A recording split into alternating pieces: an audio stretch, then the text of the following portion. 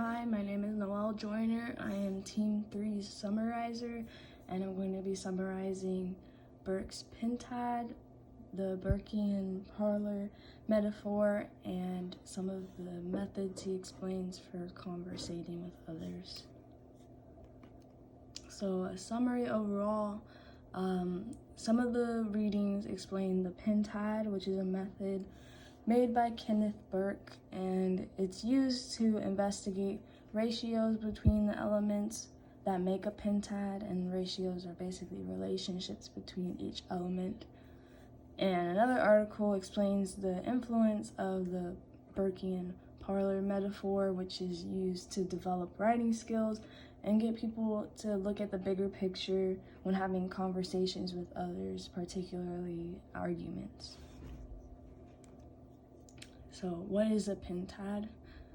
It is a critical rhetorical perspective used as a mental shortcut that allows people to make judgments quickly and efficiently.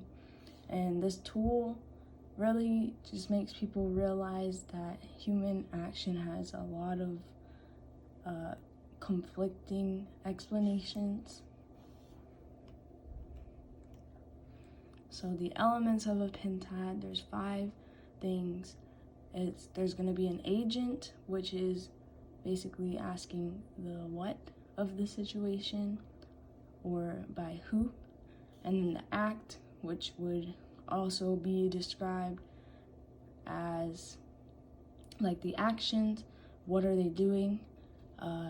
Agency would be the question of how it was done, and then scene is the questions of when and where the action happened, and purpose is the why.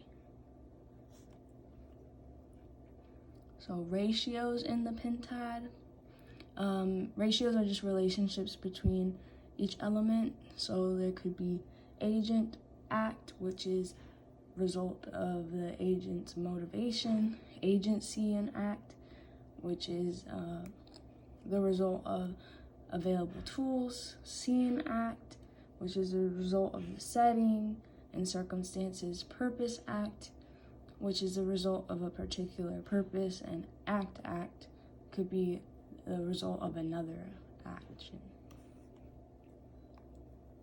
So for an audience question, when making judgments on conflict, do you think identifying the elements of the pentad is a successful approach?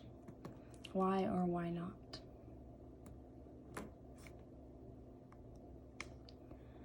And then the next article went over the Burkean parlor metaphor, and it's basically a summary of it would be that Burke, he writes a scene of putting the person reading in a scene of an argument in a parlor.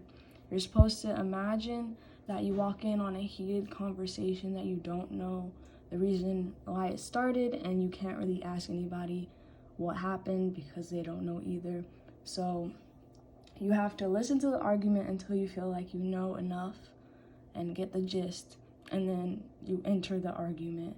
Somebody will defend you, another person will go against you, and you have to rely on the quality of your defense and your allies' defense. And then once the argument is over and you go separate ways, it's still interminable, as the conversation will still be in progress even though you went separate ways. And so what is the Burkean parlor metaphor? Burke referred to it as the unending conversation, and it's supposed to be read as a metaphor for life, that it can basically be interpreted as everything is ongoing and everything will still go on even after the fact. So the purpose of this metaphor is that it's often used just to develop writing and characterize collaborative efforts to help students improve their writing and view their work in terms of a larger conversation, help them look at the bigger picture. important aspects of the conversation. So, according to the metaphor, there are essentials for having a successful conversation or argument with someone. And you are supposed to identify who is part of the conversation, understand the history and what led up to the conversation, and then decide who you want on your side and what argument you're going to go against. And then my last audience question is, what would you do if you had to enter an argument that you didn't know the details about the cause? And that is my presentation. Thank you.